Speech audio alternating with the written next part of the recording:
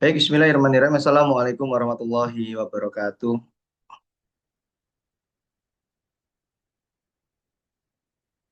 Alhamdulillahirrahmanirrahim. Asyhadu an la ilaha illallah wa asyhadu anna Muhammadar Rasulullah. Allahumma sholli ala sayyidina Muhammad wa ala ali sayyidina Muhammad. Alhamdulillahi rabbil alamin.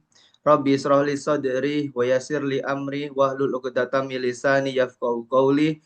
Rabbi zidni ilma warzuqni fahma waj'alni minas solihin.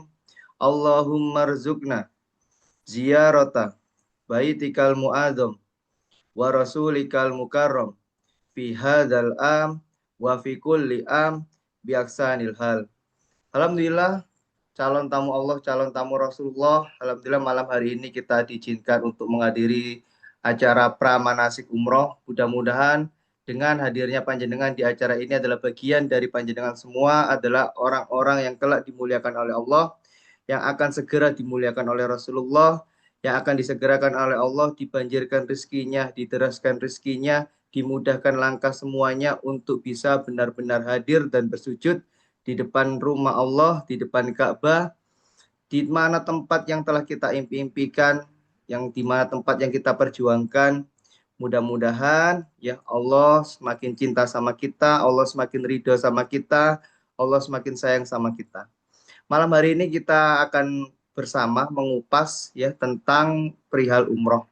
Ya buat panjenengan boleh tahu siapa yang sudah mendaftar di Samira, boleh tulis di kolom komentar.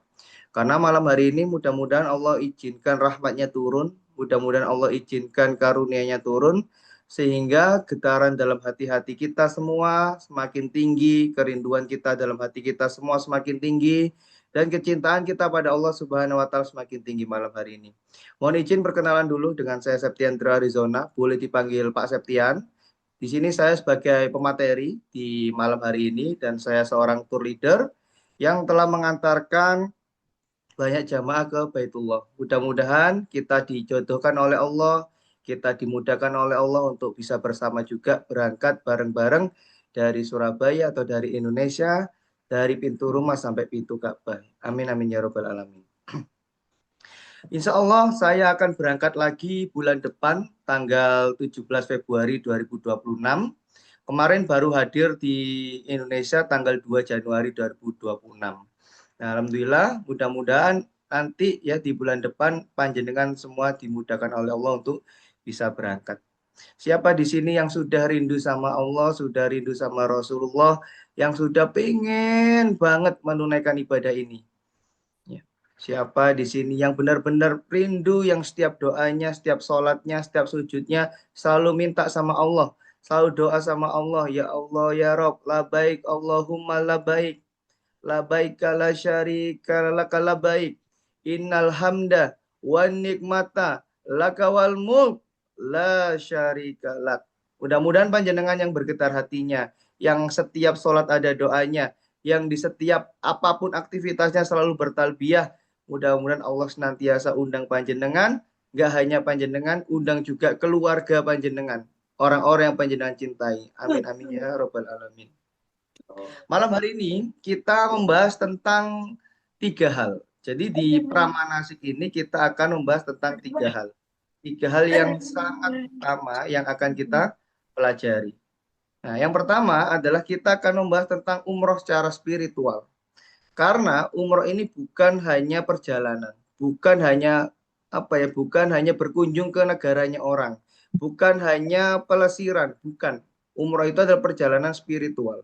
Maka nanti akan kita bahas lebih detail. Yang kedua, kita akan bahas juga tata cara umroh secara singkat. Dan yang terakhir, saya akan ajak panjenengan untuk pembekalan teknis. Akan mencoba mengajak panjenengan mempersiapkan ya apa-apa yang perlu panjenengan siapkan untuk menjadi calon tamunya Allah, calon tamunya Rasulullah Shallallahu Alaihi Wasallam. Ya, jadi malam hari ini ada tiga pembahasan ini. Saya meminta pada panjenengan semua yang benar-benar cinta sama Allah, benar-benar rindu sama Allah dan Rasulullah untuk mengikuti acara ini sampai tuntas. Sepakat ya? Karena kita kalau tidak selesai, kalau kita tidak tuntas, maka nanti akan jadi pertanyaan gitu. Ya, mana cintanya gitu. Mana kangennya kalau ternyata kita duduk 1-2 jam aja kita tidak mampu. Karena perjalanannya perjalanan sulit. Perjalanannya perjalanan berat. Maka malam hari ini wakafkan waktunya, sedekahkan waktunya, duduk menyimak dengan baik sampai selesai. Sepakat? Kalau sepakat ditulis dulu di kolom komentar. Kalau sudah banyak yang nulis kolom komentar, nanti langsung kita mulai. Kita akan bahas cuma 3 aja. Ya, cuman umroh secara spiritual, tata cara umroh, kemudian pembekalan teknis. Alhamdulillahirrahmanirrahim. Baik, terima kasih yang sudah merespon. Mudah-mudahan Allah panjangkan umur panjenengan. Mudah-mudahan menjadikan umur yang bermanfaat dan dibanyakkan rezekinya. Dan yang paling penting yang mudah-mudahnya masih punya utang dilunaskan utangnya oleh Allah Subhanahu wa taala. Amin amin ya rabbal alamin. Baik, kita masuk dulu di pembahasan pertama yaitu tentang umroh secara spiritual. Umroh secara spiritual adalah Rasulullah SAW pernah bersabda di hadis riwayat Ibnu Majah. Kata Rasulullah SAW, jamaah haji dan umroh adalah tamunya Allah. Saya ulangi, jamaah haji dan umroh adalah tamunya Allah. Kata Rasulullah SAW, jika mereka berdoa, Allah memenuhi permintaan mereka. Dan jika mereka meminta ampun kepadanya, niscaya, niscaya itu bahasa kita pasti Allah mengampuni mereka. Saya tanya ke panjenengan, ketika ini yang ngomong adalah Rasulullah, ketika yang ngomong ini adalah manusia terbaik di muka bumi, ketika yang ngomong ini adalah kekasihnya Allah, yang ngomong ini adalah orang yang paling dicintai sama Allah, saya tanya ke panjenengan, perkataannya ini benar atau pasti benar? Jamaah haji dan umroh adalah tamu Allah. Jika mereka berdoa, Allah memenuhi permintaan mereka. Dan jika mereka minta ampun kepadanya, niscaya Allah mengampuni mereka. Kalau ini yang ngomong Rasulullah, benar atau pasti benar? Pasti benar. Nah, maka ketika kita yakin bahwa ini pasti benar, gitu ya. Ketika kita yakin kalau ini pasti sangat benar, gitu. Ada yang nulis pasti sangat benar di kolom komentar. Maka pertanyaannya adalah jenengan ya mau mengambil kesempatan itu atau tidak? Kalau itu pasti benar, jenengan mau mengambil itu atau tidak?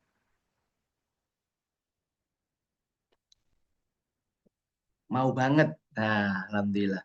Ya, jamaah haji dan umroh adalah tamu Allah. Jika mereka berdoa, Allah memenuhi permintaan mereka. Dan jika mereka minta ampun kepadanya, niscaya Allah mengampuni mereka. Maka kalau kita menganggap ini pasti benar, maka kita mau sekali. Kita mau sangat. Nah, itu yang semuanya pada tulis di kolom komentar. Maka kita bedah. Syekh Ali Al-Fawri rahimahullah menjelaskan, tamu Allah itu ada 3. Yang pertama adalah seorang mujahid yang berperang melawan orang kafir untuk meninggikan agamanya Allah. Resikonya seorang mujahid apa? Kehilangan nyawanya. Kehilangan seluruh dunianya. Yang kedua adalah orang yang berhaji. Berhaji itu berat banget.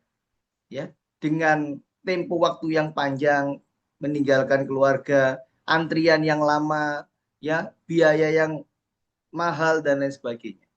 Dan yang ketiga adalah orang yang berumroh. Umroh ini adalah hal yang paling sederhana, paling ringan. Tetapi sama Rasulullah, sama Allah disandingkan statusnya dengan orang yang berhaji dan dengan seorang mujahid. Dengan orang yang berlelah-lelahan menunggu waktu tunggu yang lama, dengan orang yang perjuangannya luar biasa, dan dengan orang yang kehilangan nyawanya. Jadi pertanyaannya, kalau ini, ya, kalau kita mendapat penjelasan seperti ini, kira-kira jenengan perlu segera mengambil atau menunda? Kita hanya diminta melakukan ibadah yang ringan, tapi status kita setara dengan yang berat dan yang sangat berat. Kemudian mereka ini istimewa. dibandingkan yang lain. Kenapa sih kok orang yang mujahid, orang yang perang, orang yang haji dan orang yang umroh itu istimewa? Karena mereka menanggung yang pertama, yaitu kesusahan badan. Kesusahan badan, capek, letih, ya, jauh. Yang kedua, mereka mengeluarkan harta. Walaupun hartanya buat diri sendiri. Kita membayar umroh itu buat diri kita sendiri. Kalau ada orang misalnya, kalau ada orang misalnya mau sedekah, orang mau sedekah. Misalnya katakanlah mau sedekah baju. Ada bencana alam. Kira-kira baju yang disedekahkan ketika ada bencana alam dibelikan baru di toko atau bajunya pribadi yang sudah lama nggak kepake atau baju bekasnya. Kalau misalnya ada bencana alam, kemudian ada yang diminta sedekah baju, kebanyakan orang bakal beli baju baru disedekahkan atau baju lamanya dipilah-pilah bekas kemudian disedekahkan. Biasanya yang udah bekas. Kenapa? Karena untuk orang lain. Wajar nggak? Seseorang ketika memberi ke orang lain itu memberi yang biasa-biasa saja. Jawabannya wajar. Ya. Kenapa? Karena untuk orang lain. Tapi untuk umroh, kita itu mengeluarkan harta untuk kita sendiri. Kalau kita membeli paket yang terbaik untuk kita sendiri, kalau kita membeli paket yang ekonomis juga buat kita sendiri. Kalau kita sedekah buat orang lain, bekas, masih wajar, lumrah. Kenapa? Karena buat orang lain. Tapi kalau kita mengeluarkan harta, tapi yang paling murah, sedangkan itu untuk kita sendiri, itu kayaknya perlu dikoreksi. Dan luar biasanya, walaupun buat diri kita sendiri, sama Allah dianggap pahala sedekah. Dikeluarkan buat kita sendiri, dibalas pahala sedekah. Plus dikembalikan berlipat-lipat. Baik atau baik banget Allah ini. Kaya atau kaya banget Allah ini. Luar biasa atau luar biasa banget Allah ini. Nah kemudian, apa beratnya mereka adalah serta berpisah dari keluarga.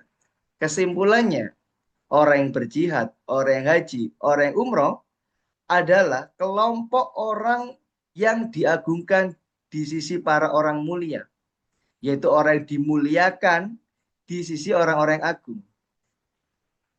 Orang yang dimuliakan bukan hanya manusia, tidak dimuliakan oleh raja, tidak dimuliakan oleh presiden, tapi langsung dimuliakan oleh Allah dan dimuliakan oleh Rasulullah. Maka permintaan mereka diberikan dan hajat mereka ditunaikan. Luar biasanya itu umroh. Paling ringan, tapi statusnya disetarakan dengan haji dan statusnya disetarakan dengan mujahid. Yang kedua, dari Abdullah, Rasulullah SAW bersabda, ikutkanlah umroh kepada haji. Ikutkanlah umroh kepada haji. Karena keduanya menghilangkan kemiskinan dan dosa-dosa. Sebagaimana pembakar menghilangkan karat pada besi, emas, dan perak. Artinya, clean, bersih, mulus. Sementara tidak ada pahala bagi haji yang mabrur kecuali surga. Saya tanya kepada panjenengan semua. Kalau yang ngomong ini Rasulullah di hadis riwayat An-Nasa'i, Tirmizi, dan Ahmad. Jadi ada periwayat-periwayat hadis dan redaksinya sama. Artinya berarti ini ya hadis ini sahih gitu. Ketika kita tahu hadis sahih, berarti hadis itu benar atau pasti benar. Ikutkanlah umroh pada haji karena keduanya menghilangkan kemiskinan dan dosa-dosa. Jawabannya adalah pasti benar. Dan di sini yang saya bold, yang saya kasih tebal adalah menghilangkan kemiskinan itu yang pertama. Berarti, berarti yang butuh berangkat umroh, yang sudah kaya atau yang masih miskin. Mestinya, kalau kita lihat redaksi ini, Ikutkanlah umroh pada haji karena keduanya menghilangkan kemiskinan. Berarti kalau kita paham esensinya secara spiritual, kalau kita bisa nangkep pesan dari Rasulullah, berarti yang kita pahami, yang berangkat mestinya, yang sudah kaya atau yang masih miskin. Kalau kita sehat secara akal dan kita sehat secara kolbu, kalau kita mampu memahami ini, berarti yang diminta sama Rasulullah adalah yang masih miskin. Yang miskin harus berangkat, yang masih punya utang harus berangkat. Biar apa? Biar hilang kemiskinannya. Biar kalau balik ke tempatnya asal, dia naik derajatnya, naik kemuliaannya dan lain sebagainya. Jadi kalau panjenengan merasa uangnya ngepres, ngerasa uangnya masih kurang, ngerasa masih butuh berjuang, berarti harus berangkat jenengan. Kenapa? Karena harus dihilangkan kemiskinannya. Kecuali panjenengan pengen miskin terus. Pertanyaannya, jenengan pengen miskin terus atau pengen kemiskinannya dihilangkan oleh Allah dan Rasulullah? Kalau pengen dihilangkan, berangkat. Gitu. Kemudian yang kedua adalah dan dosa-dosa. Nah, berarti yang harus segera berangkat umroh itu yang sudah bersih, yang sudah suci, atau yang masih punya dosa. Kalau lihat redaksi ini, maka yang harusnya berangkat adalah yang masih punya dosa. Jadi kalau ada statement, saya tidak mau berangkat karena saya belum pantas, karena dosa masih banyak. Justru harus berangkat. Biar dosanya dihapus sama Allah. Biar dosanya dihilangkan sama Allah. Enggak Ustadz, saya takut nanti kalau dibalas di sana. Justru bagus daripada dibalas di akhirat kekal abadan abada. Kekal selama-lamanya. Maka justru bagus kalau hari ini panjenengan masih harus berjuang. Kalau masih merasa kurang, kalau masih merasa ngepres, justru harus berangkat. Karena janjinya menghilangkan kemiskinan dan dosa-dosa. Jadi kalau panjenengan punya ngepres, jangan ditahan, segera berangkat. Kalau panjenengan tahan, ya begitu-begitu terus statusnya.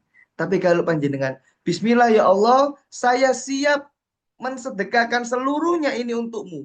Padahal kita pakai sendiri kan, fasilitasnya kita pakai sendiri.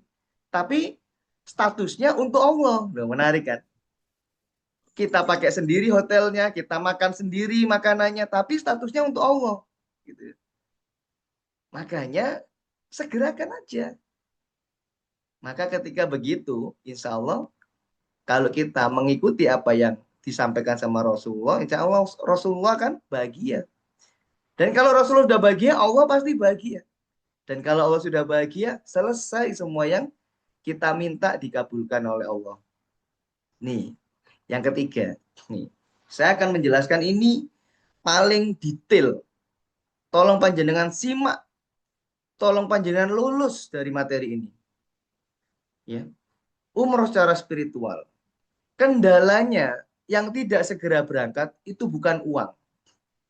Kendala yang tidak segera berangkat adalah keyakinan. Ini harus lulus jenengan. Kalau jenengan lulus di materi slide ketiga ini, jenengan menghadapi masalah sebesar apapun, lulus. Ujian sebesar apapun, lulus. Kenapa? Karena poin nomor satu menyelesaikan semuanya adalah keyakinan. Oke, kita akan bedah satu persatu. Biar panjenengan, mudah-mudahan kalau ini lulus, rezeki bakal kerannya akan kebuka. Nggak hanya keran, dermaga rezeki kebuka. Siap nggak panjenengan saya bantu buka dermaga rezeki panjenengan semua? Kalau siap tulis dulu di kolom komentar. Karena saya akan menjelaskan sebuah konsep yang sangat dahsyat. Dan ketika saya menyelesaikan ini, alhamdulillah Allah bukakan pintu yang luar biasa. Allah izinkan saya umroh 1 tahun 3 kali. Allah izinkan ini baru pulang suruh berangkat lagi. Karena apa? Karena Allah berikan ilmu ini. Ini ilmu sangat dahsyat, ilmu sangat luar biasa, jenengan harus lulus. Termasuk MC-nya tadi. Ya, Mbak Koni harus lulus dari materi ini. Termasuk teman-teman mitra yang hadir, jenengan harus lulus. Oke, saya mulai. Hal paling utama dalam kehidupan ini agar lulus ujian adalah kita wajib yakin Allah pasti tolong. Nih, saya highlight ya. Hal paling utama dalam kehidupan ini agar lulus ujian adalah kita wajib yakin Allah pasti tolong. Yang jadi masalah adalah ketika panjenengan daftar umroh, jenengan yakin Allah pasti tolong atau jenengan mikir duitnya dari mana?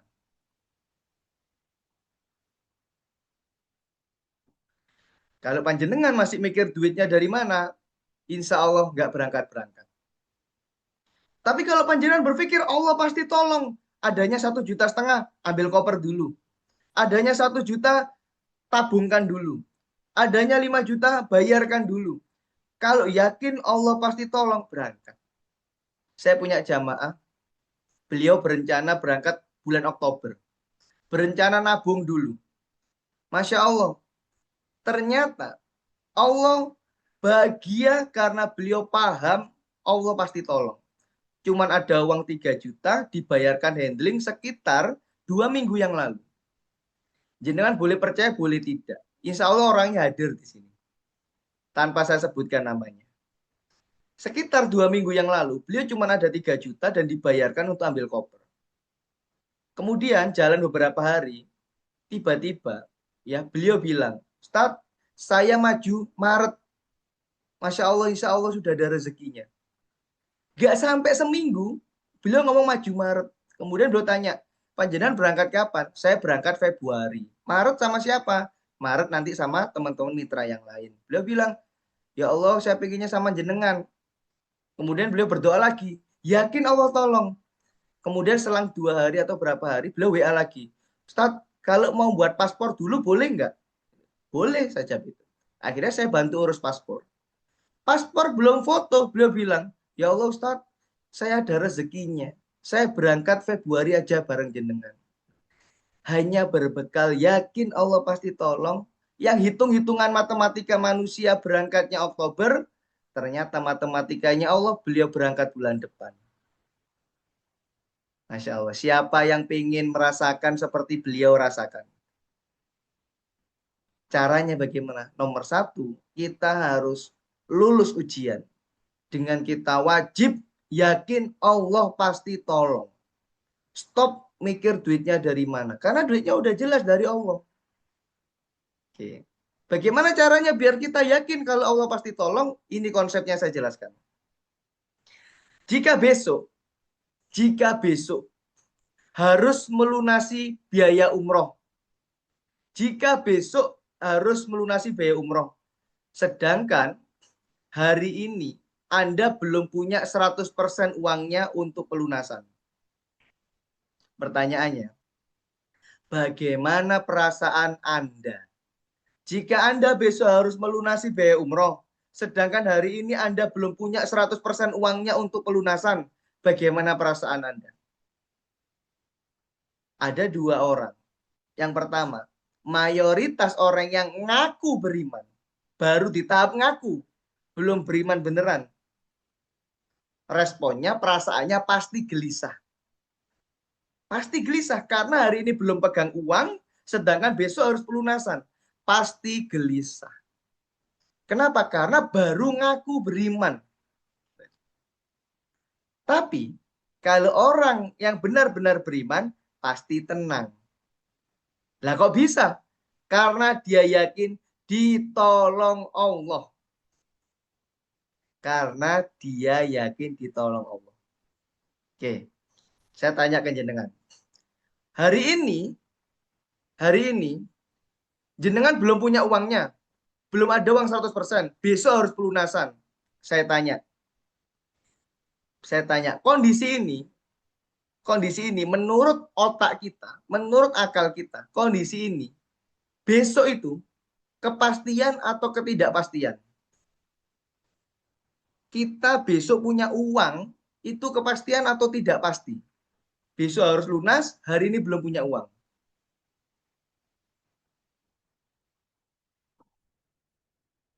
Besok itu adalah kondisi yang tidak pasti. Tuh, dijawab sama Bu Sumarotin. Besok adalah ketidakpastian. Sehingga ketika kita yakin besok ketidakpastian, maka hari ini pasti gelisah. Dari mana uangnya? Dari mana rezekinya? Benar nggak? Karena nggak pasti. Maka caranya biar kita tenang, maka kita harus menjadikan besok adalah suatu kepastian. Biar kita tidak gelisah hari ini, besok harus kita jadikan suatu kepastian. Bagaimana caranya? Caranya adalah kita buka Al-Baqarah 153. Di Al-Baqarah 153 kata Allah Subhanahu wa taala, "A'udzubillahi minasyaitonirrajim. Bismillahirrahmanirrahim. Ya ayyuhalladzina amanu sta'inu bis-sabri was-salat. Innallaha ma'as sabirin." Wahai orang-orang yang beriman, mohonlah pertolongan Allah dengan sabar dan sholat. Sesungguhnya Allah beserta orang-orang yang sabar. Pertanyaan saya, pertanyaan saya, ya, pertanyaan saya. Kalau kita, kalau kita sudah beriman, sudah sabar, sudah sholat, pasti Allah tolong atau enggak? Berdasarkan ayat ini. Kalau kita sudah beriman, kalau kita sudah sabar, kalau kita sudah sholat, pasti ditolong enggak sama Allah? Jawabannya pasti. Maka kita harus tahu kalau kita sudah tahu pasti. Kalau sudah tahu pasti, berarti kita harus penuhi syaratnya. Kepastian besok kita punya uang, hari ini kita harus penuhi syaratnya. Apa itu syaratnya? Coba jangan tulis di kolom komentar. Berarti kalau kita besok mau ditolong Allah, kalau besok kita bisa melunasi, hari ini kita harus apa? Tulis di kolom komentar. Kita harus apa nih hari ini?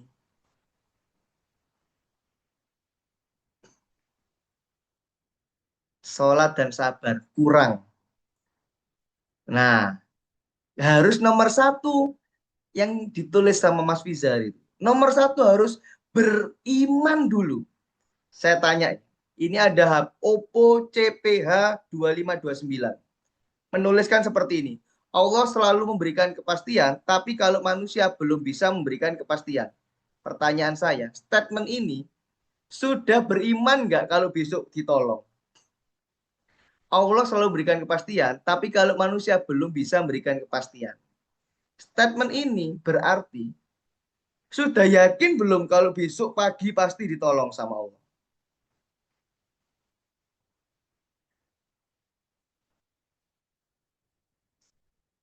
Belum yakin. Good. Kalau kita yakin, stop melakukan statement apapun. Kita cukup hanya, iya ya Allah, enggak ya Allah, besok pasti engkau tolong. Kemudian kita bersabar, kemudian kita sholat. Selesai. Tidak perlu kita berstatement, oh itu kan Allah, itu kan kita, itu kan orang lain, itu kan ini, itu kan itu. Stop. Tugas kita cuman, enggak ya Allah, besok pasti engkau akan tolong. Titik. Kemudian kita bersabar dan sholat. Kenapa? Karena sesungguhnya Allah beserta orang-orang yang sabar. Pertanyaannya sekarang, sabar. Sabar itu mudah atau sulit? Tulis kolom komentar. Hari ini kita nggak punya uang nih. Besok harus pelunasan.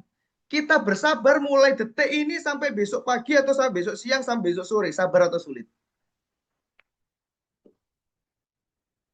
Oke, sulit, sulit, gak mudah, sulit. Oke, saya bacakan lagi redaksinya. Wahai orang-orang yang beriman, jadi kita sudah beriman nih, kita sudah yakin nih, kalau besok pasti ditolong sama Allah. Mohonlah kepada Allah dengan sabar dan sholat. Kemudian Allah bilang, sesungguhnya Allah beserta orang-orang yang sabar. Allah beserta orang-orang yang sabar. Allah meluk kita. Allah di samping kita. Allah membersamai kita. Kalau panjenengan ujian, kemudian guru panjenengan bilang begini, kamu ujian, Ya, aku duduk di sebelahmu. Kalau kamu butuh sesuatu, tanya ke aku. Saya tanya, soal ujiannya, jadi mudah atau jadi sulit? Mudah. Jadi beriman, sabar, dan sholat itu mudah. Kenapa mudah? Karena kita dibersamai Allah. Kalau kita masih merasa sulit, berarti kita tidak sedang dibersamai Allah. Kalau kita tidak sedang dibersamai Allah, berarti kita sedang tidak yakin, berarti kita sedang tidak sabar, berarti kita sedang tidak fokus untuk sholat. Karena kalau kita beriman, kalau kita sabar, kalau kita sholat, pasti imannya itu mudah, pasti sabarnya mudah, pasti sholatnya mudah. Clear? Bisa dipahami enggak ayatnya? Karena dulu saya juga merasa sabar itu sulit. Tapi setelah saya paham ini, oh iya ya, kan dibarengi Allah, kan dijejerin sama Allah, kan dibersamai sama Allah. Gitu. Kok jadi sulit? Bagaimana cara iman kita dimantapkan? Ya kita paham tentang ayatnya. Kalau kita dibersamai sama Allah, terus kenapa kita takut? Kenapa kita gelisah? Nah, kemudian kita harus paham. Ciri-ciri orang yakin pasti ditolong. Ciri-cirinya diam atau bergerak. Ciri-cirinya orang yakin ditolong, orang itu diam atau bergerak. Pasti bergerak. Entah orang itu minta doa ke gurunya, entah orang itu minta doa ke ibunya, entah orang itu berkomitmen kepada mitra, entah orang itu mencoba bersolawat, atau orang itu mencoba berzikir, dan lain sebagainya. Pasti bergerak. Tapi kalau nggak yakin, pasti sudah diem aja. Nah, berarti konsepnya, kalau yakin, pasti tenang, pasti sabar, pasti perbanyak sholat. Itu ciri-cirinya orang yang yakin. Orang yang yakin pasti tenang, pasti sabar, pasti perbanyak sholat. Kalau sudah melakukan tiga hal itu, pasti ditolong.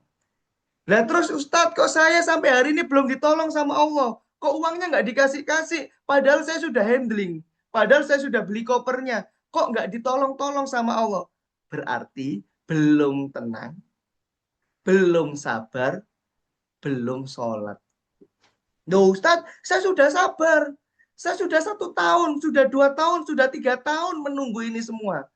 Pertanyaannya, yang boleh menilai kita sudah sabar, yang boleh menilai kita sudah sholat, yang boleh menilai kita sudah beriman, itu kita atau Allah? Yang boleh menilai kita sudah beriman, sudah sabar, sudah sholat, kita atau Allah? Berarti kalau masih tanya batasnya sabar apa? Berarti masih pengen menilai diri sendiri atau sudah mau ikhlas dinilai sama Allah? Kalau masih ada yang tanya, batasan sabar itu apa berarti Ustadz? Berarti masih kepengen menilai diri sendiri atau sudah ikhlas dinilai sama Allah? Saya nyoba mengajak panjenengan untuk memikirkan ini. Ya. Kalau masih orang tanya, aku sudah sabar, kok nggak datang-datang rezekinya? Berarti orangnya belum lulus. Berarti belum dapat penilaian sabar dari Allah. Karena sabarnya berbatas. Berarti masih nilai dirinya sendiri. Tuh, betul kata Mbak Vela.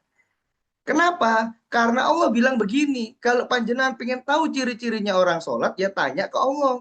Bagaimana caranya tanya ke Allah? Ya buka Al-Quran. Di Al-Quran dijelaskan sama Allah seperti ini. Ustadz, aku tuh udah sholat, Ustadz. Aku tuh udah minta terus ke Allah. Aku tuh udah sujud sampai nangis-nangis sama Allah. Tapi kok nggak ditolong-tolong? Maka kita harus paham, yang berhak menilai kita sudah sholat atau belum bukan kita, tapi Allah. Maka kita cek dulu Allah bilang gimana. Ya. Kata Allah adalah di Quran surat Al-Ma'arij 19 sampai 21. A'udzubillahi minasyaitonirrajim. Bismillahirrahmanirrahim. Innal insana khuliqa halu'a. Kata Allah, sesungguhnya manusia diciptakan dengan sifat keluh kesah, lagi kikir. Kita sama Allah digamblangkan Sesungguhnya manusia diciptakan dengan sifat keluh kesah lagi kikir. Bahkan sampai ngomong gini, niatku ini ibadah loh ya Allah, kok gak kayak rezeki saya? Nah, berarti ini sudah ikhlas dinilai Allah atau masih menilai dirinya sendiri? Kalau masih menilai diri sendiri, kata Allah, sesungguhnya manusia diciptakan dengan sifat keluh kesah lagi kikir. Kita semua manusia. Nggih panjenengan nggih saya. Lanjutannya, idza massahu syarru jazua. Apabila ditimpa keburukan atau kesusahan, ia berkeluh kesah. Rezekinya belum datang, berkeluh kesah. Kopernya belum datang, berkeluh kesah. Mitranya belum bales, berkeluh kesah. Jamaahnya belum transfer, mitranya yang berkeluh kesah. Nah, hati-hati. Terus kata Allah, ya, kalau ditimpa kesusahan berkeluh kesah, kalau dipending berkeluh kesah, kalau diuji sedikit berkeluh kesah. Terus kalau dikasih kebaikan harta, dikasih harta yang banyak sama Allah.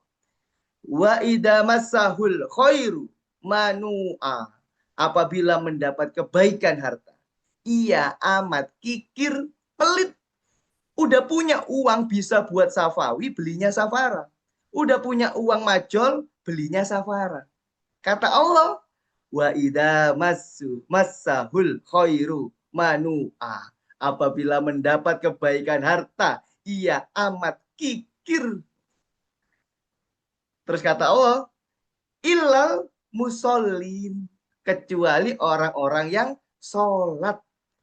Kadang-kadang kita itu atau sering kita itu merasa sudah sabar, padahal itu cuma kita yang nilai, bukan Allah yang nilai. Merasa sudah sholat, padahal kita yang nilai, bukan Allah yang nilai. Kenapa? Karena kalau kata Allah, kalau Allah yang menilai melalui ayat ini, berarti orang yang sudah mengerjakan sholat berarti satu, dia tidak kikir. Dua, dia tidak lagi berkeluh kesah. Kenapa? Karena sesungguhnya manusia diciptakan dengan sifat keluh kesah lagi kikir.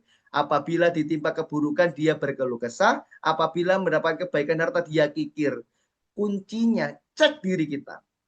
Kita sudah sholat atau belum? Cuman dua indikatornya kata Allah. Kalau ditimpa musibah masih ngeluh, berarti belum sholat. Kalau kasih uang masih pelit, berarti belum sholat. Cek ke panjenengan semua. Apakah kita sudah setiap ditimpa musibah kita selalu alhamdulillah ya Rob, terima kasih musibahnya. Atau begini, kok aku sih? Kok nggak orang lain sih? Oke. Atau kalau kita punya uang, kita ikhlas nggak ngasih ke orang lain? Kalau panjenengan ngambil uang ke ATM, cuma 1 menit, kemudian ada tukang parkir yang tadinya nggak ada, tiba-tiba ada. Ketika panjenengan keluar ATM, jenengan ngasih atau nggak ngasih, atau ngasih dengan ikhlas. Tadinya nggak ada tukang parkir. Kemudian jenengan masuk ATM, ambil uang. Kemudian keluar ATM, ternyata tiba-tiba muncul ada tukang parkir yang tadinya nggak ada. Padahal cuma 1 menit. Nah, kalau jenengan masih gerundel, mau gak ono, tiba-tiba ono, berarti jenengan wa ida masahul khairu manu. Apabila mendapat kebaikan harta, ia amat kikir. Padahal cuma 2.000. Tapi kita pelit. Kasih-kasih aja. Barangkali dengan harta kita, dia jadi soleh. Barangkali dengan harta kita jadi baik. Nih. Makanya, jangan pernah menilai diri kita. Karena kita nggak layak menilai. Yang menilai Allah. Ciri-cirinya apa? Kalau kita ditolong, berarti kita sudah dianggap sholat, berarti kita sudah dianggap sabar, berarti kita dianggap beriman. Berarti kita lulus ujian. Tapi kok kita nggak ditolong-tolong? Berarti kita belum sholat, berarti kita belum sabar, berarti kita belum beriman. Terus bagaimana kalau kita kadung begitu? Maka malam hari ini yuk kita beristighfar pada Allah. Kita mohon ampun sama Allah. Kita mohon ampun kita ini tidak ikhlas kalau Allah yang nilai. Kita mohon ampun kalau kita ini sering menilai diri kita sendiri.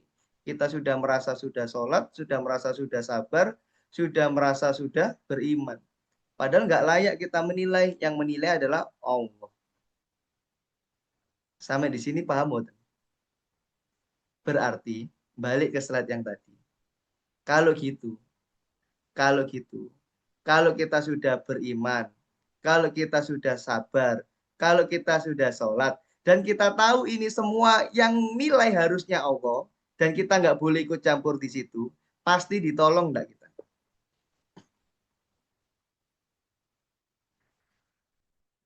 Siapa yang coret-coret, jangan coret-coret ya. Pasti ditolong nggak kita? Jawabannya adalah pasti ditolong. Dan ini berlaku di semua ujian. Berlaku di semua ujian.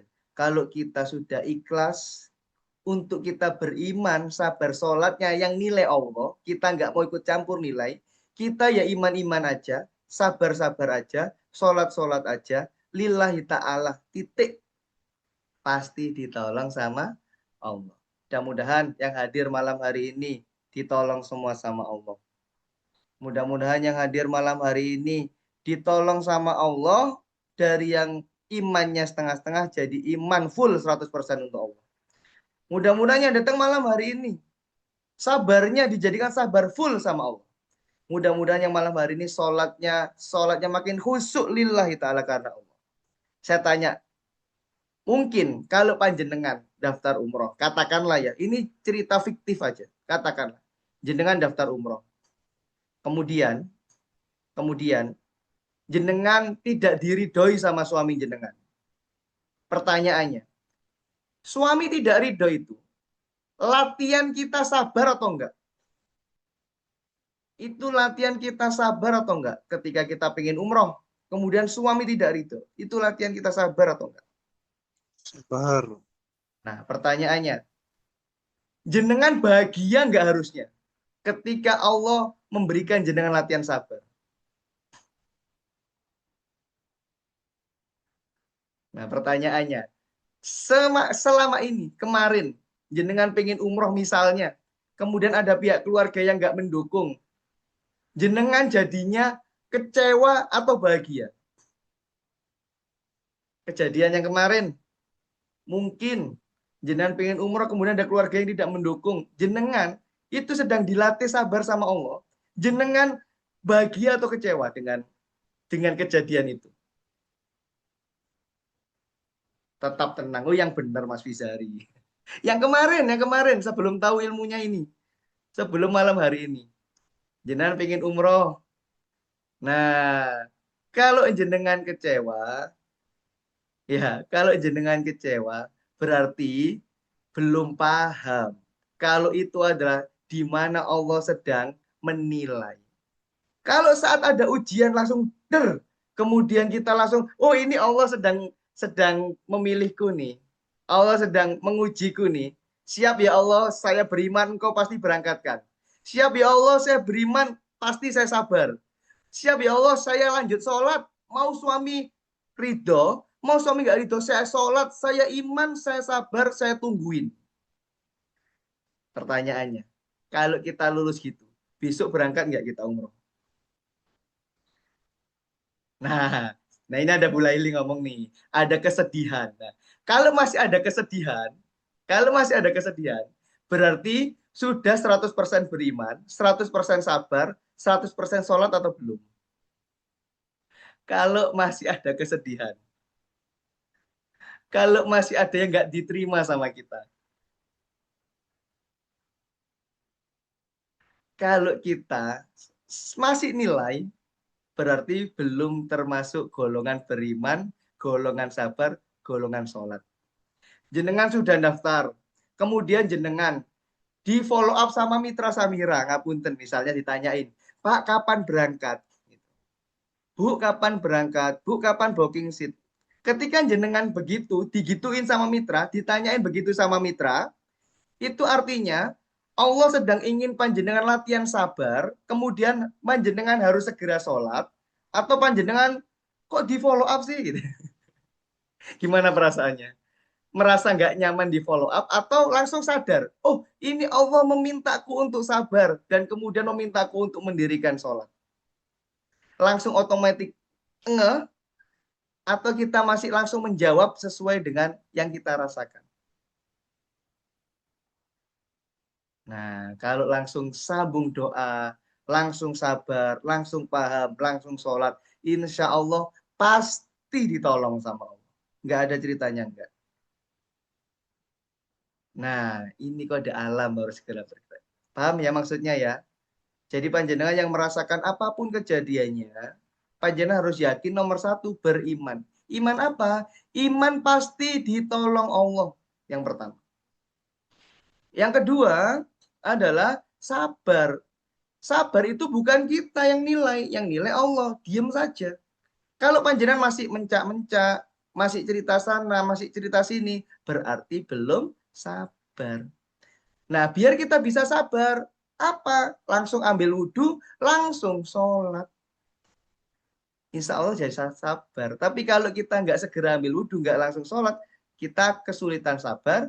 Kalau kita kesulitan sabar, kita kesulitan beriman. Ini sudah redaksi clear banget sama Allah. Insya Allah, ya, yang berangkat bareng, insya Allah ada sharing-sharing seperti ini di Tanah Suci, keberangkatan bulan Ramadan.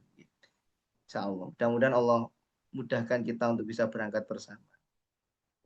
Nih, ya, ciri-cirinya adalah, ciri-cirinya jangan berkeluh kesah, jangan kikir. Ciri-ciri orang yang sudah sholat. Apa ada niat sholat sabar Ustadz? Nggak ada. Otomatik. Sholat hajat saja. Berhajat agar sabar. Berhajat agar beriman. Kadang-kadang kita sholat hajat kan terlalu duniawi ya. Hajat pengen anak lulus sekolah, hajat pengen punya rumah, hajat pengen punya motor, hajat pengen punya mobil. Coba sekali-kali hajat biar sabar. Hajat biar bertakwa. Hajat biar beriman. Itu sholat sunnah hajat biar sabar, biar tawakal, biar beriman. Ayo naik kelas. Kalau kita cuma niat sholat hajat buat beli motor terlalu remeh. Niat sholat hajat untuk beriman. Gitu. Ini adalah umroh secara spiritual. Ya. Kalau kita sudah paham bahwasanya umroh secara spiritual, kalau paham kita ditata semuanya sama Allah, ketika nanti kita berangkat umroh, insya Allah nikmat.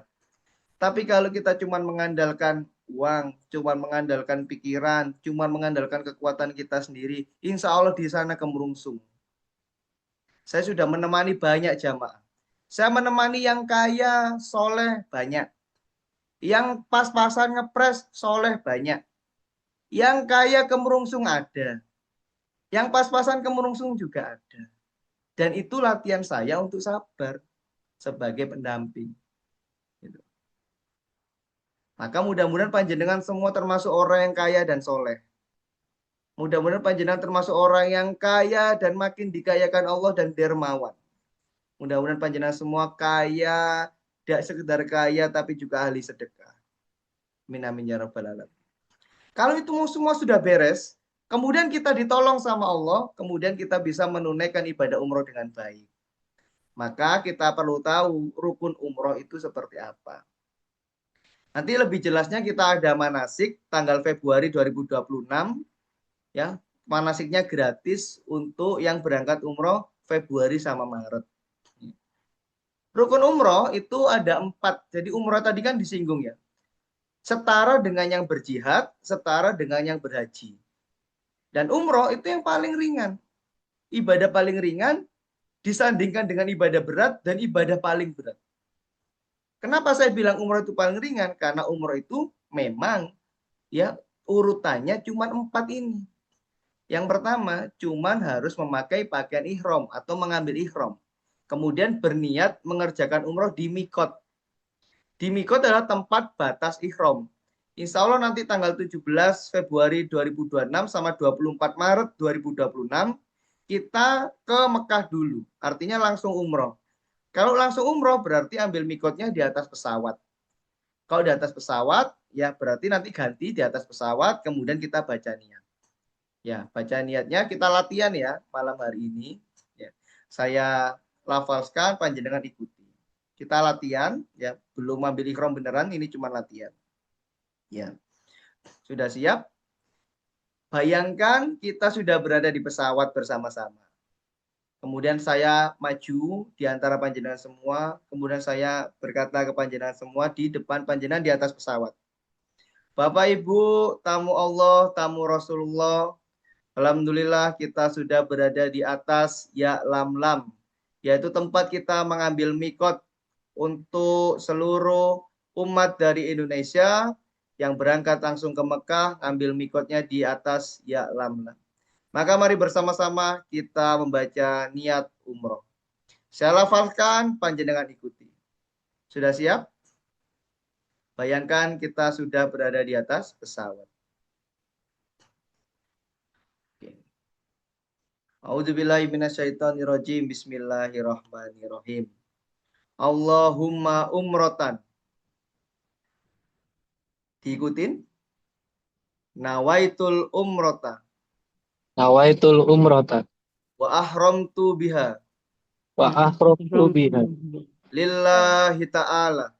lillahi ta'ala. Allahumma umrotan. Allahumma umratan Nawaitul umrota. nawaitul umrata Wa ahramtu biha. wa ahramtu biha Lillahi ta'ala. lillahi ta'ala. Allahumma umrotan. Allahumma umratan Nawaitul umrota. umratan Wa ahramtu biha. wa ahramtu biha Lillahi ta'ala. lillahi ta'ala. Alhamdulillah Bapak Ibu, kita semua sudah membaca niat atau ngambil mikot, maka setelah ini seluruh larangan-larangan ihram berlaku. Tidak boleh pakai wangi-wangian, tidak boleh mencukur rambut, yang laki-laki tidak boleh menutup mata kaki, maka tidak boleh bersepatu. Yang perempuan tidak boleh kelihatan auratnya, maka hati-hati ketika nanti ya auratnya dijaga, kaos kakinya, kemudian handsocknya, semuanya dijaga. Karena mulai saat ini semuanya larangan ihram berlaku. Buat Bapak Ibu yang sekamar dengan suaminya, yang sekamar berdua, saat ini larangan ihram berlaku. Dilarang berkholwat suami istri. Bisa dipahami nggih? Nah, itu tadi adalah Ustaz. praktek ketika kita ambil mikot bersama di atas pesawat. Siapa yang baca niat malam hari ini merinding? Siapa yang merasakan kita sudah diundang sama Allah, sudah diundang sama Rasulullah?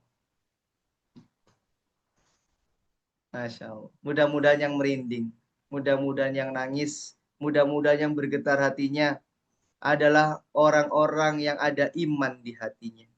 Karena kata Allah, seorang siapa ya, kata ayatnya, barang siapa dibacakan ayat-ayat Allah itu ciri-cirinya orang yang beriman. Nomor 2, ketika kita nanti sudah turun, kemudian kita mendarat di Bandara Jeddah, kita bersama-sama ke hotel dulu, makan dulu. Insya Allah sampai sana Isya, sampai hotel Isya.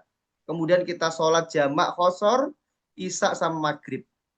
Ya, khosor di jamak takhir. Kemudian setelah itu kita berkumpul di WC 3 namanya.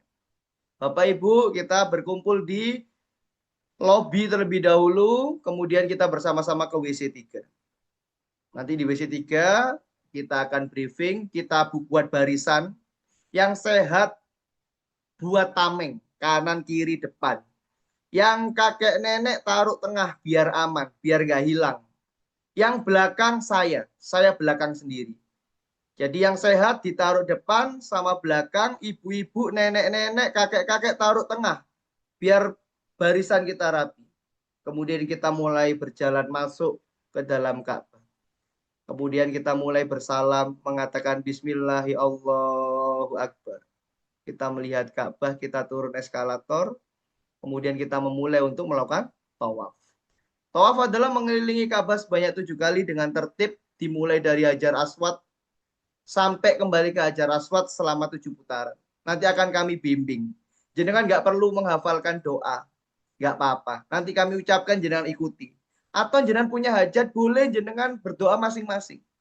Kalau panjenengan punya utang, selama jenengan tawaf, jenengan baca doa 1000 dinar boleh. Ketika jenengan tawaf, jenengan baca wa mayyattaqillaha yaj'allahu makhraja wa yarzuqhu min haitsu la yahtasib wa mayyatawakkal 'alallahu fahuwa hasbuh innallaha balighu amri. Itu boleh. Atau jenengan ya orang tua panjenengan pingin panjenengan doakan ketika tawaf boleh. Panjenengan ya sambil bawa zam-zamnya dibawa tawaf juga boleh. Setelah saya tawaf nanti kita minum. Terus kita sholat 2 rakaat, kemudian kita akan berdoa bersama di pinggir Ka'bah. Setelah itu, panjenengan semua akan kami ajak ke tempat sa'i, proses yang ketiga. Sa'i adalah berjalan atau berlari kecil antara Bukit Sofa dan Bukit Marwah sebanyak 7 kali. Ya, Sofa ke Marwah 1, Marwah ke Sofa 2. Kalau itu selesai, baru yang keempat kita akan tahalul, potong rambut. Artinya melepas ihram dengan melakukan salah satu hal dari berikut. Mencukur sebagian atau seluruh rambut. Atau memotong kuku sedikit saja juga boleh. Tapi biasanya kalau kita, rambut yang dipotong. Dari Umar bin Khattab radhiyallahu an, beliau berkata, kami melakukan ihram di Mikot. Dan kami juga melihat Nabi Shallallahu Alaihi Wasallam melakukan ihram saat menaiki kendaraannya di Mikot. Nah, jadi kalau Nabi itu di atas onta ngambil mikotnya. Kalau kita di atas pesawat. Insya Allah ya, semua siap berangkat ya. Kita akan ambil mikot bersama di atas pesawat. Insya Allah saya langsung bimbing panjenengan. Di keberangkatan Februari insya Allah. Kemudian dari Ibunda Aisyah radhiyallahu anha, Rasulullah SAW bersabda, tawaf itu adalah rukun haji dan umroh. Ini penjelasannya, dalilnya. Dalil tentang mikot dari Sayyidina Umar, dalil tentang tawaf dari Sayyidati Aisyah. Kemudian dari Sayyidati Aisyah juga, dari Aisyah radhiyallahu anha, bahwa Rasulullah SAW bersabda, mengerjakan sa'i itu antara Sofa dan Marwah. Hadis riwayat Bukhari Muslim. Kemudian ada lagi yang tentang tahallul ya. Barang siapa yang setelah melakukan tawaf dan sa'i, maka adalah yang mencukur rambutnya atau memotongnya. Tahallul. Ini semua dalil-dalilnya, sehingga sama Samira insya Allah dilakukan semua secara syar'i. Detail dan prakteknya, tanggal 8 Februari panjenengan hadir di manasik khusus buat yang sudah mantap berangkat bulan Februari dan Maret. Jenengan datang tanggal 8 Februari di Hotel Swiss Bell Juanda. Nanti akan kami jelaskan ini sekalian praktek. Jenengan pakai kain ihram dibawa. Jenengan akan praktek muterin Ka'bah, kita ada miniatur Ka'bah. Jenengan praktek berdoa, jenengan praktek istilam, praktek semuanya. Tanggal 8. Siap nggih berangkat nggih? Tanggal 8 siapa yang ketemu sama saya di Juanda? Insyaallah bisa tulis di kolom komentar yang siap bertemu kita manasik bareng, kelanjutan dari materi malam hari ini ya, tanggal 8 Februari. Setelah ini selesai, setelah manasik selesai, maka dalam manasik nanti kita akan jelaskan juga pembekalan teknis yang lebih detail. Malam hari ini akan saya spill tentang part per part ketika menjalani daftar di Samira Travel. Yang pertama, kita akan membahas tentang alur keberangkatan. Jenengan sudah mempersiapkan ini semua. Panjenengan sudah siap berangkat dan kita sudah berangkat. Bayangkan sekarang adalah tanggal 17 Februari 2026. Kita berada di Bandara Juanda, Surabaya. Alurnya adalah kita wajib datang on time 4 jam sebelum terbang. Waktu terbangnya kapan akan diinfokan di grup keberangkatan. Insya Allah tanggal 17, insya Allah berangkatnya jam 12 siang. Berarti kumpul di bandaranya jam berapa? Kalau 4 jam sebelum keberangkatan harus sudah ngumpul di bandara, ya berarti harus jam berapa di bandara? Kalau kita berangkat terbangnya jam 12. Berarti jam 8 pagi harus sudah di bandara. Loh, kok lama Ustadz? Iya, karena apa? Karena nanti ketika panjenengan tiba di bandara, panjenengan harus cari nomor bus. Nanti dicari. Insya Allah tanggal 17 Februari 2026 ada 120 jamaah yang berangkat. Dibagi menjadi 3 bus atau 4 bus. Insya Allah antara 3 sama 4 bus. Yang sudah fix 3 bus. Berarti per bus ada 40 jamaah. Maka panjenengan cari nomor busnya mana. Yang ikut rombongannya Pak Septian, nanti ada nomor busnya sendiri. Kita infokan di grup ya. Yang sudah fix berangkat tanggal 17, insya Allah tanggal 7 akan saya add ke grup. Jadi panjenengan akan saya kasih tahu. Ya, tanggal 7 itu ngapain. Gitu. Jangan cari busnya nomor berapa. Ya, mudah-mudahan jadi 4 bus. Mudah-mudahan. Biar apa? Biar rombongannya makin kecil. Kalau rombongannya makin kecil per bus, insya Allah panjenengan jadi makin nyaman. Kalau rombongannya tetap 40 orang per bus juga nggak apa-apa. Kita nikmatin semua juga. Itu juga karena karunia Allah. Ya. Siap nggih? Kita terima semuanya yang disajikan sama Allah. Dan kami, Samira Travel siap ya bekerja optimal semaksimal mungkin biar panjenengan semua bahagia dengan ibadah panjenengan ini. Kemudian, jenengan harus menemui tour leadernya. Yang berangkat yang satu bersama saya harus nemui saya. Untuk apa? Untuk melakukan nomor 3 ini. Yang pertama, mengumpulkan koper besar dan koper kecil untuk dikasih stiker nama. Jadi nanti koper panjenengan kita kasih stiker. Yang ambil paket Safara ada stikernya Safara, kemudian nama jenengan. Yang ambil paket Safawi ada stikernya Safawi, ada nama jenengan. Yang ambil Majol ada stikernya Majol dan ada nama panjenengan. Saya doakan panjenengan semua bisa majol. Amin ya rabbal alamin. Enak banget kalau paket majol. Sudah, gak usah dipikir lah uangnya. Kita sudah tahu pasti ditolong sama Allah. Benar kan? Tinggal amin saja. Namanya amin berarti yakin. Yakin tugas berikutnya sabar. Biar bisa sabar tugas kita sholat. Sesimpel itu. Kemudian tas ransel panjenengan dikasih name tag. Kemudian panjenengan juga dapat ID card dan dapat makan. Panjenengan sarapan dulu. Panjenengan makan dulu di bandara. Pokoknya sama Samira enak. Semuanya enak. Kemudian jenengan ke posko pesanan uang rial. Ya, jenengan kalau pesan uang rial ke posko rial buat ngambil uang rial jenengan. Sama ke posko untuk ngurus kuota. Setelah itu akan ada pengarahan dari TL dan petugas kemudian membagi paspor dan visa jenengan juga termasuk tiket pesawat. Ini prosesnya panjang karena jamaah kita 120 orang. Kita akan bagikan tiket pesawat, bagikan visanya, bagikan paspornya. Ingat, jangan sampai hilang satu. 2, jangan ditaruh saku. Takutnya kalau ke kamar mandi kena basah, paspornya rusak, nanti jenengan bermasalah kalau paspornya rusak. Jadi, diterima paspor, visa, tiket, dimasukkan tas kecil biar aman. Kemudian kita masuk ke ruang tunggu ke dalam, mau mendekati ke boarding ke pesawat.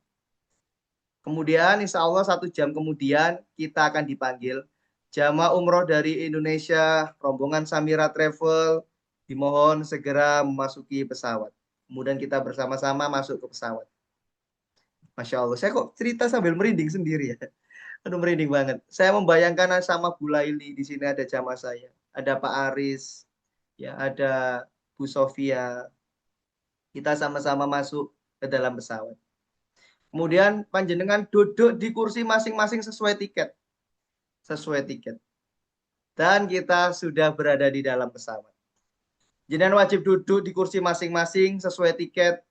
Kalau misalnya tidak bersampingan dengan keluarganya, sabar dulu. Nanti saya bantuin. Gimana caranya biar panjenengan bisa jejer sama keluarganya. Seandainya jenengan terpisah, sabar dulu. Kita harus masuk dulu semua jamaah. Kita harus naruh koper dulu, ya. Kita menyelesaikan urusannya, tas-tas semua rapi semua. Kemudian panjenengan semua kalau mau tuker, kami akan bantu. Kemudian akan ada pengumuman dari maskapai. Sebelum berangkat akan ada peragaan keselamatan. Panjenengan akan melihat peragaan keselamatan. Kemudian kita mulai terbang. Dan ketika kita sudah berangkat, perbanyak talbiyah. Labaik Allahumma labaik, labaik la syarika laka labaik, innal hamda wa nikmata laka wal mulk la syarika lak. Perbanyak itu. Kita minta, ya Allah saya datang, ya Allah. Ya Allah saya datang, ya Allah.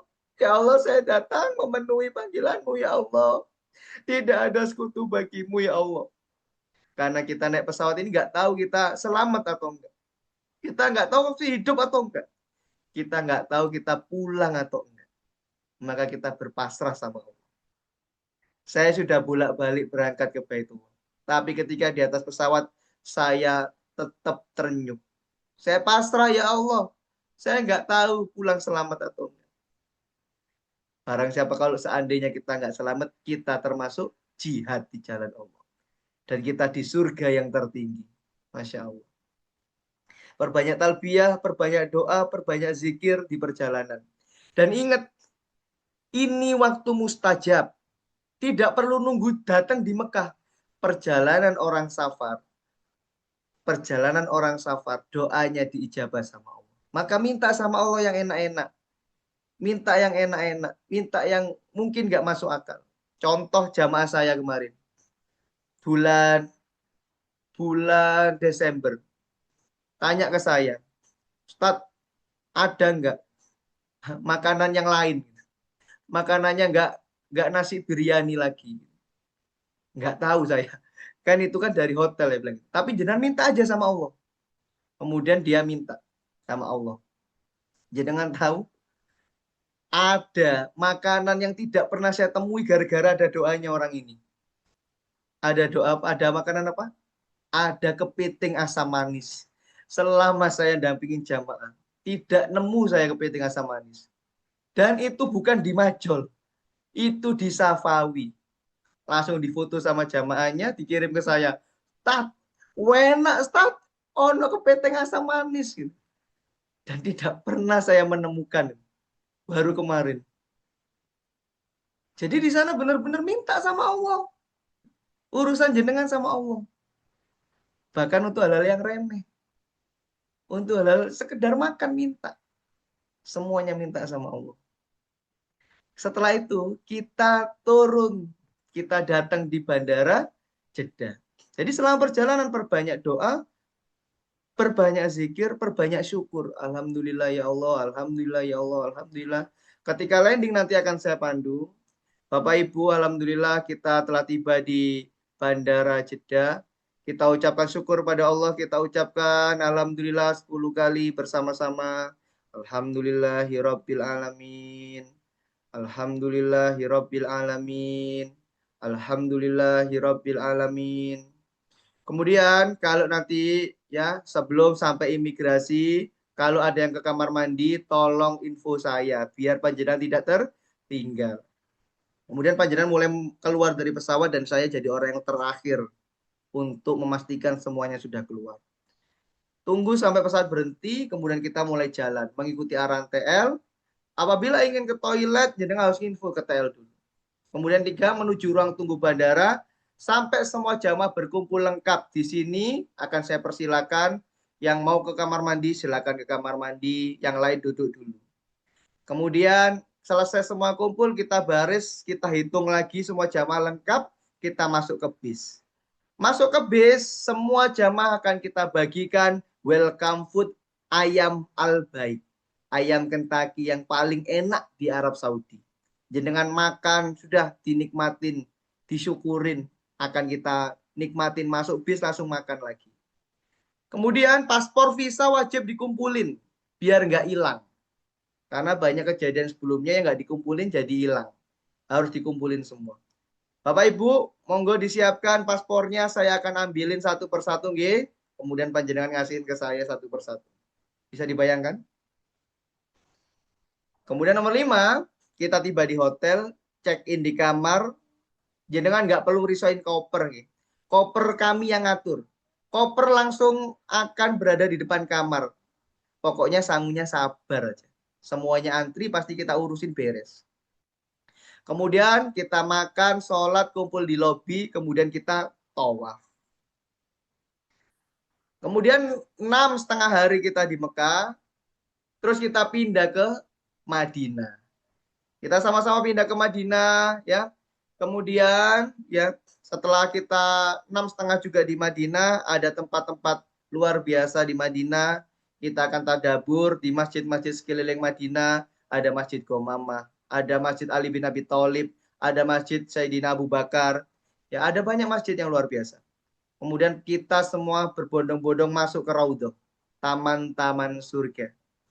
Di situ di mana tempat yang nantinya akan diangkat ke surga sama Allah. Ada 2 tempat di Madinah yang akan diangkat ke surga sama Allah. Yang pertama adalah Raudhah, taman-taman surga. Yang kedua, kita juga akan melihat Jabal Uhud, bukit yang juga akan diangkat ke surga sama Allah. Dan kata Rasulullah, barang siapa melihat Uhud di dunia, maka dia juga melihat Uhud di surga. Artinya, kalau panjenengan berangkat umroh, kalau panjenengan bisa melihat Uhud, besok kita akan sama-sama melihat Uhud, artinya jenengan bakal masuk surga. Karena nanti akan melihat Uhud di surga. Nanti akan melihat Raudhah di surga. Masya Allah. Kemudian 6,5 hari selesai, kita akan pulang Bapak Ibu. Kita packing, Bapak Ibu silakan di packing, barang bawaan koper besar, koper kecil, tas ransel, dan kardus tambahan. Ini akan kami instruksikan. Yang barang koper besar apa, barang koper kecil apa, barang tambahan apa, tas ransel apa. Akan kami beri arahan. Kemudian kita check out dari hotel, menuju bandara H-4, ya. Kemudian H-4 jam keberangkatan. Kita tiba di bandara, kita bagikan lagi visa panjenengan, paspor panjenengan, tiket panjenengan. Kemudian kita masuk ke dalam ruang tunggu dan bersiap masuk pesawat. Dan dapat makan lagi. Jenengan harus makan dulu sebelum terbang. Kemudian kita masuk ke dalam pesawat, kemudian kita baca doa bersama-sama, ya. Kita baca doa Allahu Akbar. Allahu Akbar. Allahu Akbar. Subhanalladzi sakhara lana hada wa ma kunna lahu mukrinin wa inna illa rabbina lamunqalibun. Kemudian kita berpisah dengan tanah suci. Kita tidak berpisah untuk selamanya. Insya Allah Allah undang kita semua untuk kembali ibadah haji. Amin ya rabbal alamin. Insya Allah kita panggil lagi bersama keluarga kita umroh lagi. Karena Rasulullah itu umrohnya 4 kali. Rasulullah umrohnya 4 kali. Pertanyaannya, kita pengen niru Rasulullah atau enggak? Kita pengen niru Rasulullah atau enggak? Kalau kita mau niru Rasulullah, kita umrohnya minimal 4 kali. Baru haji. Jadi Rasulullah itu umroh, umroh, umroh, umroh, baru haji. Maka kita pulang untuk sementara. Insya Allah kita akan kembali lagi. Kemudian kita terbang kurang lebih 10-11 jam dan kita tiba di Bandara Indonesia. Kita akan disambut keluarga kita yang telah kangen sama kita. Anak-anak panjenengan sudah di bandara. Bapak Ibu panjenengan sudah di bandara. Pak Lik Bude panjenengan sudah di bandara. Semuanya nyambut panjenengan dan semuanya memeluk panjenengan, mengatakan, ya selamat datang kembali. Mugi-mugi diterima ibadahnya.